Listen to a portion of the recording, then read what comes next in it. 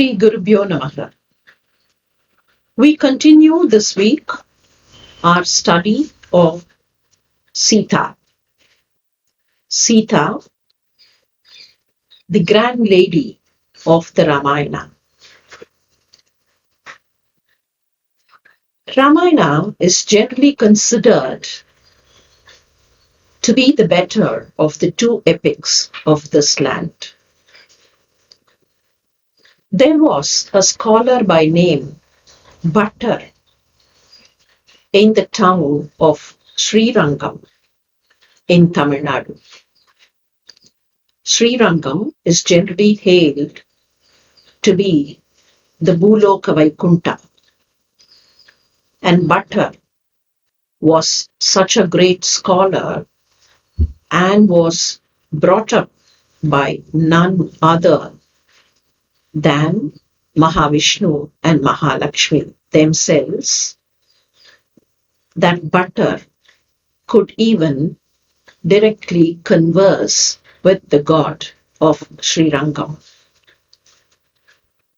And Bhattar, after his study of the Ramayana, goes on to say as follows.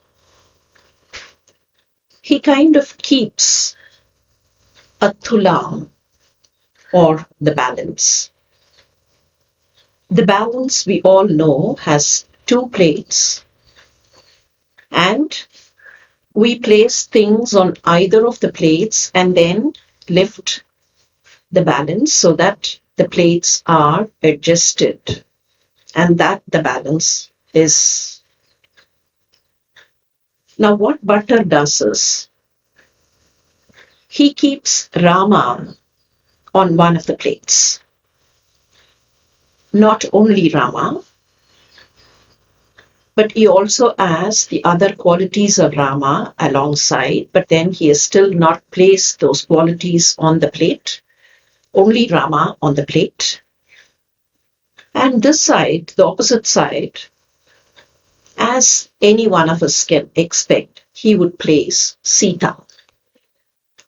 Now what should be done? The balance will have to be lifted and seen if Rama and Sita are equal and the balance is centrally balanced, is neutral. He would try lifting the balance. The plate on which Sita is would not even move, but then Rama's plate would just go up. And we all know, in a balance, the plate that goes up is light in weight. And so now Bhattar would look at all those other qualities, what are called the Kalyana Gunas. Bhagavan is supposed to have Kalyana Gunas, qualities which are wholesome. So there are a number of Kalyana Gunas, examples being Saushilya, Saulabhya, Swamitva, Vatsalya, and so on. Bhattar would look there, and on one side is Saulabhya. Now, if some of you can imagine, in the olden times, when we bought vegetables, we would place vegetables on one plate of the thulam and then start putting those stones, which are called the weight stones, on the other plate. Similar to that, Rama is already there. Now Bhattar lifted one weight stone, which is called Saulabhya, put it there, and then tried lifting. Still, this would not go up, and that's already up there. Now Bhattar tried one more weight stone. He picked up Saushilya, put that, and then again tried, and still Sita would not go up, but then the plate carrying Rama would just not come down. Bhattar picked up one more stone, Swamitva, and put it. The same result. And Vatsalya, again the same. Bhatter tried putting not only Rama, but then all the Kalyana Gunas on that plate, and the plate would never come down. But the plate on which Sita was would just not go up. And Bhatter ultimately said, Rama Lagutara Goshti. Lama, with all your Goshti, with all your clan of the Kalyana Gunas, you still are very low. You are only very, very light. Such is the greatness of Sita. Rama, with all the Kalyana Gunas, would still not equal Sita. Sita, what did she do? We've already seen the way she insisted that she would go to the forest. She said by action and not by words. And she also proved herself to be a woman of presence of mind. She was happy in the forest. She did not crib. She did not grumble. She was happy to live a peaceful life on the banks of the Ganges, on the banks of the Godavari, and at Panchavati. She was blissfully happy. She would play with all those peacocks and peahens. She would play with all those plants and was peaceful. She was the princess of the Videha kingdom, and yet she nursed no desire for any of those materialistic pursuits. And she also had a great presence of mind. She was well educated, and she stood firm on ground when it came to certain arguments, even with Rama. When Rama was conversing with the rishis in the Dandakaranya, even without a thought, Rama would say that he would kill all those who were coming that side. Sita would chide him. No, you cannot kill everyone. You can only kill those who harm others. Even in the forest, Sita had such balance of mind. I'm reminded of one particular incident in relation to Sita. This particular incident is narrated in detail in one of the South Indian versions of Ramayana. In fact, it is not one single incident, but then it's in two parts. Unless we see the two parts,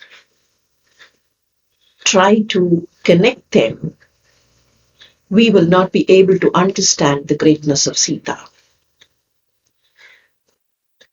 Part 1 is when Sita, Rama, and Lakshmana would leave the banks of Sarayu. The situation is this. Rama has been sent for 14 years on exile to the forest. Sita decides to follow. Lakshmana comes along and they leave Ayodhya, at which time sage Vasishta would insist that they go in the chariot and not by walk. So Rama would get onto the chariot, which is driven by Sumantra, and Sita and Lakshmana follow suit. The chariot leaves Ayodhya. The people in Ayodhya see that the chariot is going away with Rama, so they all follow. And that evening, Rama decides to rest on the banks of Sarayu. Ayodhya was on the banks of Sarayu. That night, all of them sleep on the banks of Sarayu, and the people of Ayodhya saw Rama sleeping there, and they were all happy. They also slept. Early in the morning, much before the rest of them would wake up, Rama would get ready, tell Sita and Lakshmana also to get ready, and then tell Sumantra, who had driven the chariot, Sumantra, we are going away. We're not going to come by chariot from now. We are walking away. Now you go towards Ayodhya. And in the morning, when all these people wake up, they'll find the chariot had gone back to Ayodhya. And they'll think that I have gone back to Ayodhya, and they'll all come back to Ayodhya. By then, I would have continued in my journey. Sumantra would agree. He had to. And then Sumantra would ask, what do I go tell when I go back to Ayodhya? What do I go tell? Rama would say, please convey my pranams to father, the mothers, and of course, the preceptor. Lakshmana would be a little angry and he would say, no, go tell them that I will take guard of Rama, and so on. Sumantra would turn to Sita and ask her as to what he should convey. Sita would say, my pranams to my father-in-law, my pranams to my mothers-in-law, my pranams to the preceptor, and please tell my sisters to take good care of the parrot that I had. Sita had a parrot, and it was customary those days for all the princesses to have some kind of either a parrot or a peacock or even a hamsa. So she had a parrot and she said, please tell my sisters. Who were her sisters? We all know Sita was taken from the land. She was the daughter of Mother Earth, and she was not the biological daughter of King Janaka. King Janaka had another daughter, his own biological daughter by name Urmila, who was married to Lakshmana. And of course, Janaka had another brother, and that brother's two daughters, Mandavi and Shrutakirti, were married to Bharata and Shatrugna, respectively. So all the three were Sita's sisters. And she would tell, please tell my sisters to take care of my parrot. And Sumantra would cry and then go away. We don't get much when we look at this part 1. We only think that Sita was very compassionate and she wanted someone to take care of the parrot that she was rearing in her absence. That was all. Now we come to part 2. Part 2 is when Sita is talking to Anjaneya. You all remember, Sita is in the Ashokavana when Anjaneya would come in search of Sita and locate her in the Ashokavana and go to her, introduce himself as the messenger from Rama, and then also convey all that information that Rama had told, and the conversation continues. It is at this point we realize that there is something more to that part 1. What now happens? Sita is talking to Anjaneya. Anjaneya had already brought some information from Rama. So he would have conveyed all that information, and he would have also given that ring, the Kanayari or the Anguliya.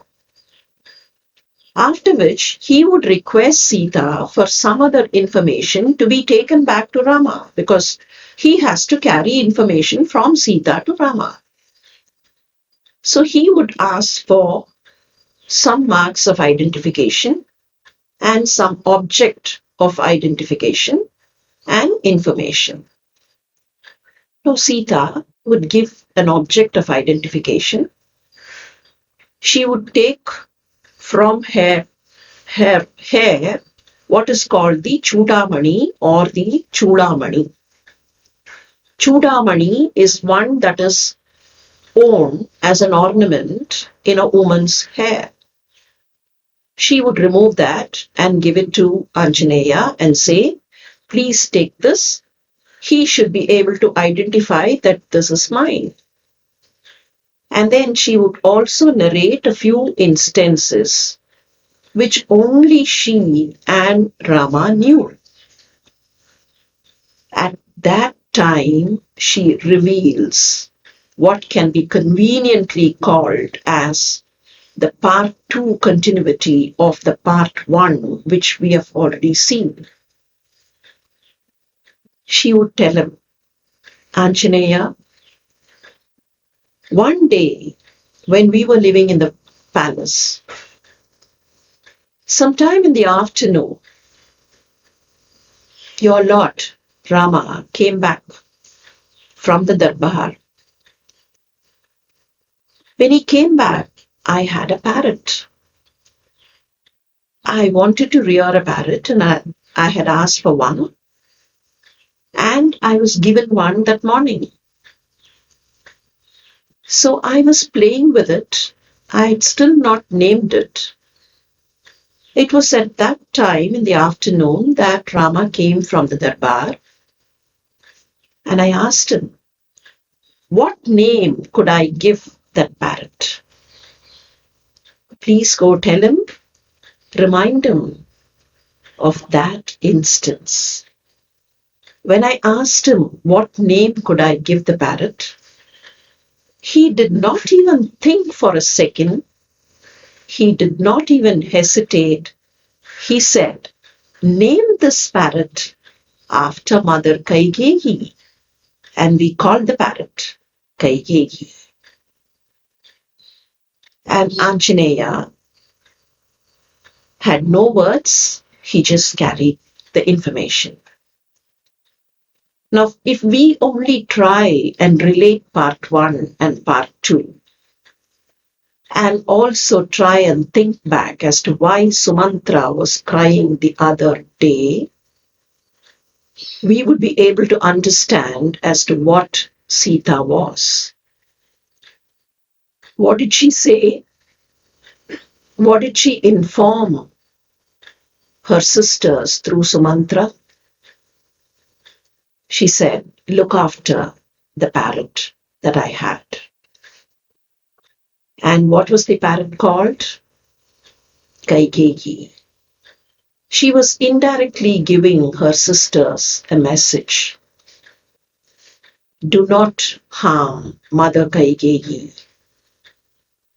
Because in the natural course of events, the moment Rama leaves for forest, it is possible that the 3 other daughters-in-law of the house, who are all related to Sita, who all have come from Videha and Mithila, would be annoyed at the presence of Kaigeyi. They all would think that Kaigeyi is the cause for all the trouble that Rama and Sita would be enduring in the forest.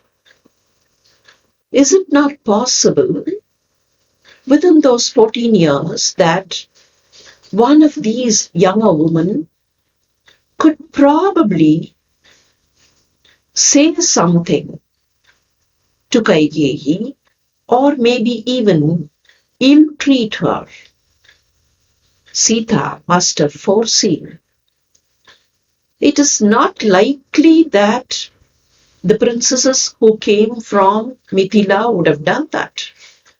But still, Sita wanted to take precaution. She was indirectly telling them, take good care of my parrot, which is called Kaigeyi. Please take good care of Mother Kaigeyi, though she is responsible for us to go to the forest. She still cannot be treated ill. She still cannot be given some kind of a chiding. That was Sita. Sita was an epitome of affection, compassion, generosity, and values.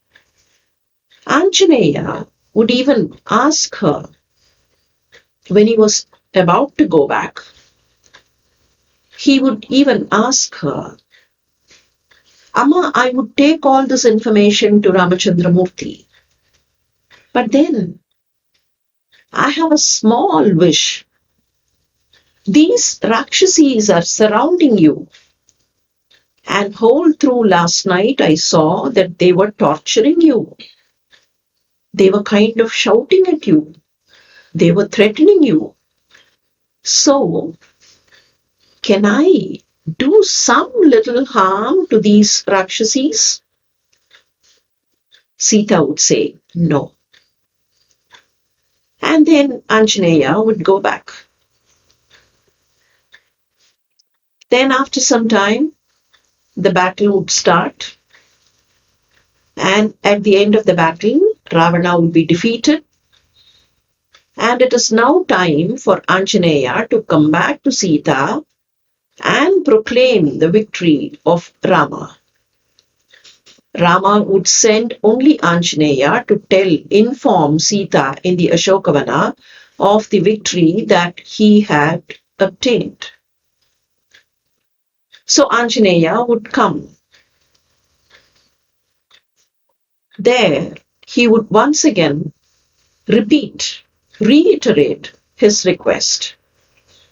Amma, now that Ramachandramurti has won, now that we are victorious, and these Rakshasis, now the entire Rakshasa clan is defeated, and these Rakshasis were threatening you.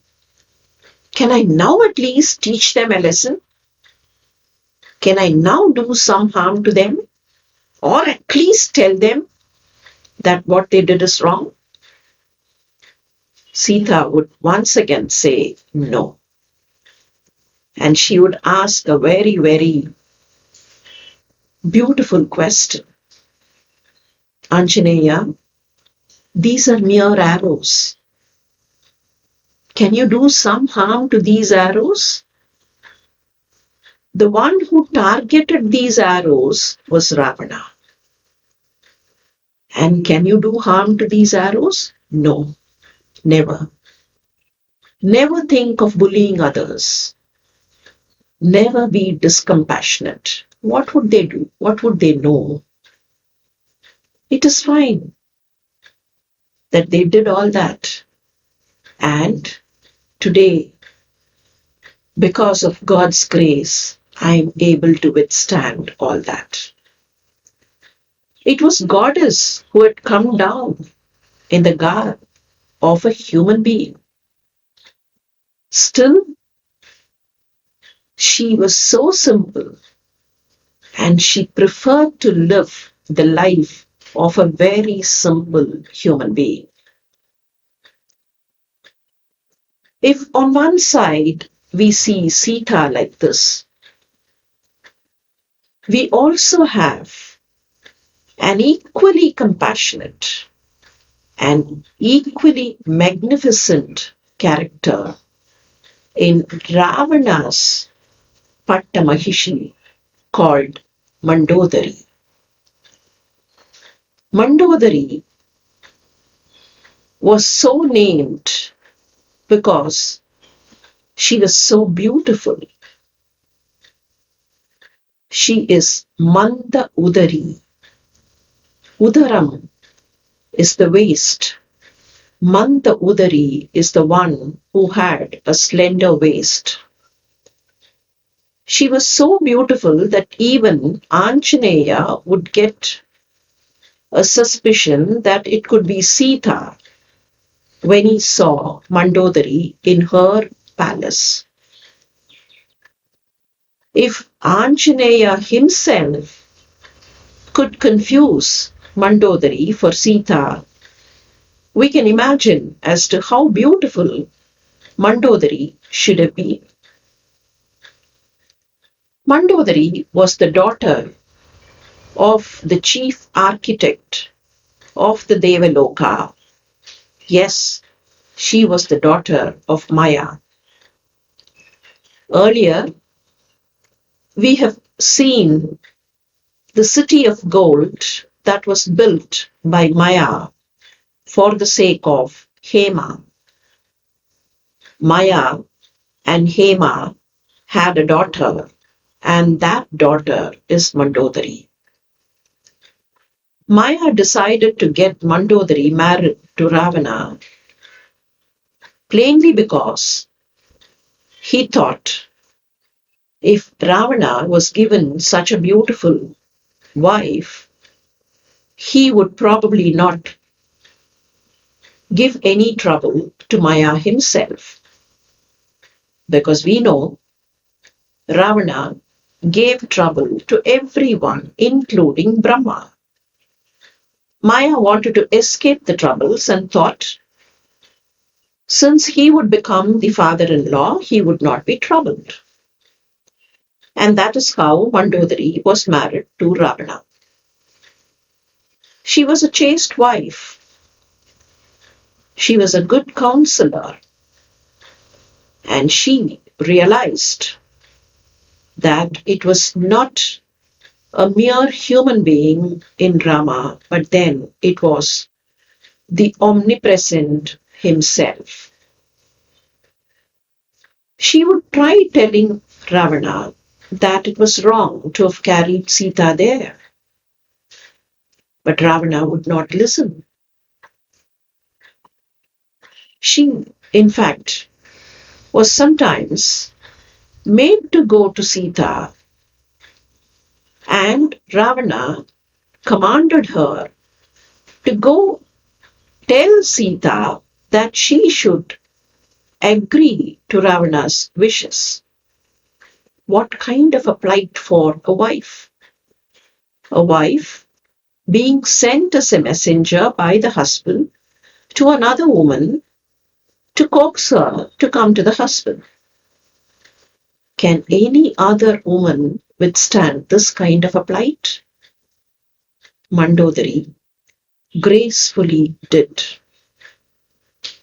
She even went to Sita at times, talked very sweet words to Sita. At no point of time, Mandodari could show any anger towards Sita, leave alone hatred. She could not even chide Sita. Such was her compassion. Such was her gentleness. And every time there was some kind of a defeat in the war front, Mandodari found her relatives were dying. She had two sons. One was called Indrajit. The other one was called Akshakumara. She lost Akshakumara when Anjaneya would kill him. Not during the battle, but then much before that. When Anjaneya went to Lanka to see if Sita was there, you remember that Anjaneya had some small little fights here and there. That is when Akshakumara would challenge Anjaneya, and Anjaneya, looking at the handsomeness of Akshakumara would think, this young boy is so chivalrous. Still, unfortunately, I would have to kill him. Akshakumara was killed, and subsequently, in the regular battle, Indrajit was also killed. What kind of a plight, once again, for a mother to know that both her children were killed because her husband entertained a wrong kind of a desire. She lost her sons because she could not correct her husband. And when Indrajit died, she was there in the battlefront. She looked at the fallen figure. So unfortunate. She would just lift the body of Indrajit and put it on her lap and start crying. Indrajit was so called because he defeated Indra himself. His original name was Meghanatha. He was called Meghanatha because when the child was born, normally a child is born, the child cries. Similarly, when Meghanatha was born, he cried, and the sound was similar to thunder. So he was called Meghanatha, the one who was making sound like the Megha or the cloud. He was such a valorous child. As a young boy, he would catch hold of lions and then hold the lion's jaws and then tell the lion, please open your mouth, I want to count your teeth. Such was the boy. And losing such a son just because the 10-headed monster had a desire that cannot be complied with, the mother was there crying for the death of her son. What kind of a life Mandodari had? She was born the great daughter of a great architect, and she was the wife of the king who ruled all the 14 worlds. So from an external outlook, she had a great birth and she had great life. She was the queen of the 14 worlds because she was the only Pattamahishan to Ravana. If she had wanted to enjoy all that power, authority and prowess, she could have. But she did not desire authority and power. She was so simple and she was so pious that she wanted her husband to recognize the greatness of Rama. The whole world mocked at her, not because she did something wrong, but because Ravana did something wrong. She had to withstand all that. And in the Ramayana, we don't find her crying anywhere except at those times when her sons died and when her husband died. Why so? She obviously could not cry to others. What would they do? They would only turn round to her and say, it is your husband who's making the mistake. She could not correct him. She tried in vain. She could not. There is a beautiful Gujarati poem which kind of gives a very different perspective to the character of Mandodari. Now this poem narrates a single simple incident. Rama's arrows come close to Ravana. Ravana suddenly realizes that those arrows will pierce him. At that point, he realizes that he has made a mistake. He wants to take cover from those arrows. He tries to shield himself.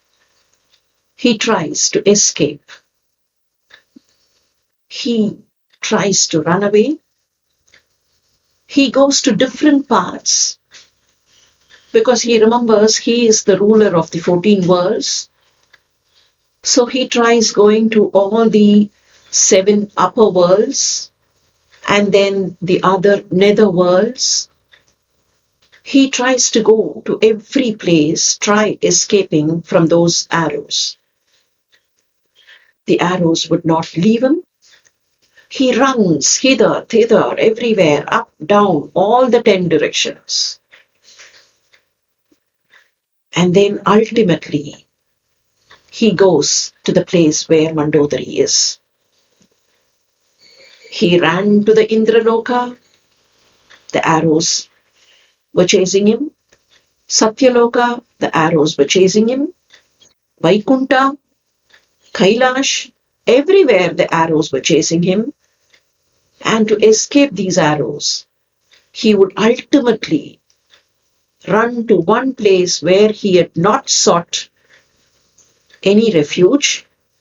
He would go to the place where Mandodari is. Mandodari is in the inner chamber, and hearing some noise, she would just walk out, come to the threshold, and just ask what, where.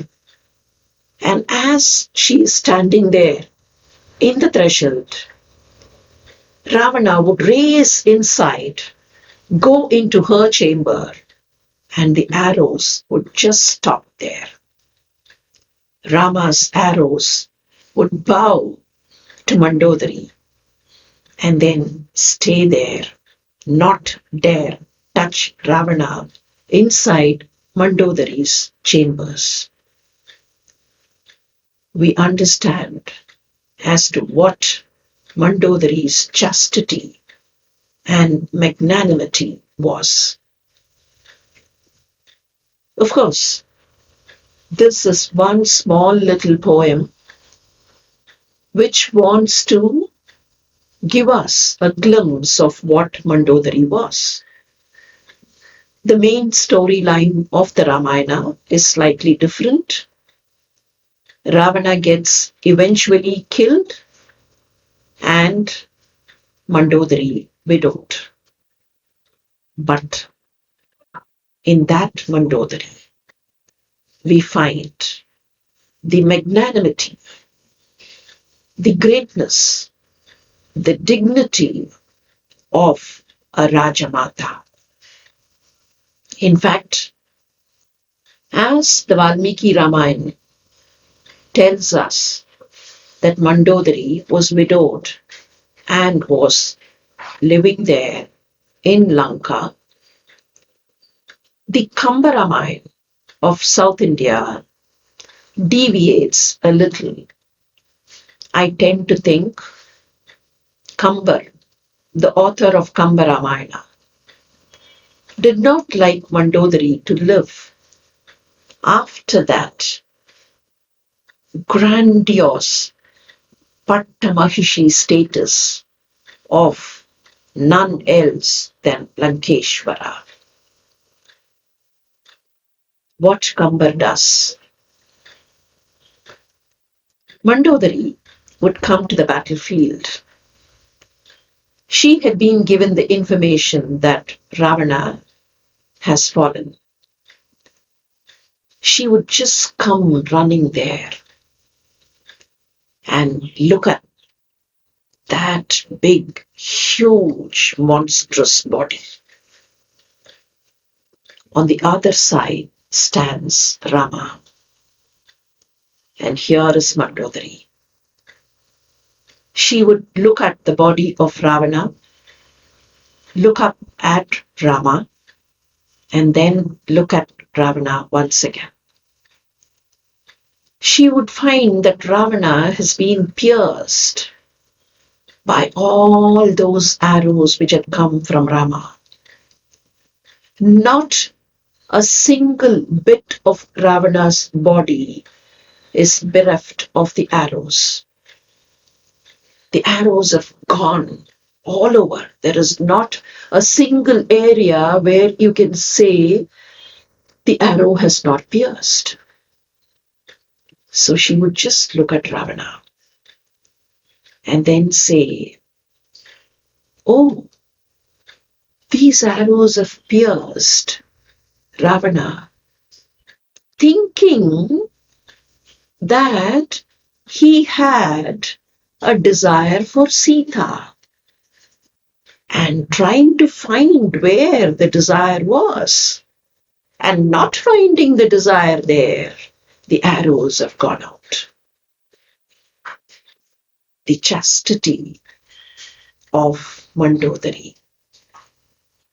She did not want to tell Rama that Ravana had a desire for Sita. She is now indirectly telling Rama, come on, Rama, please don't mistake Vaidehi, because she was here in the Ashokavana for 10 months.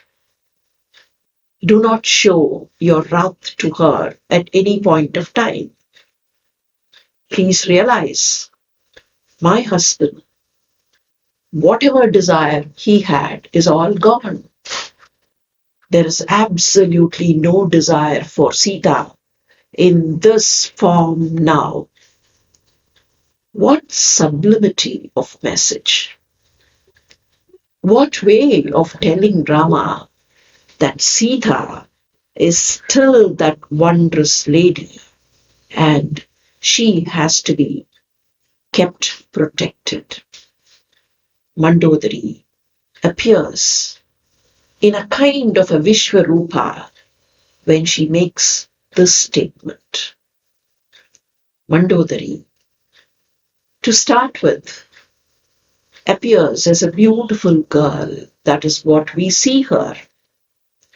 But then, as we go through the epic, we find she is slowly elevating herself. She is becoming a Vishwarupa herself.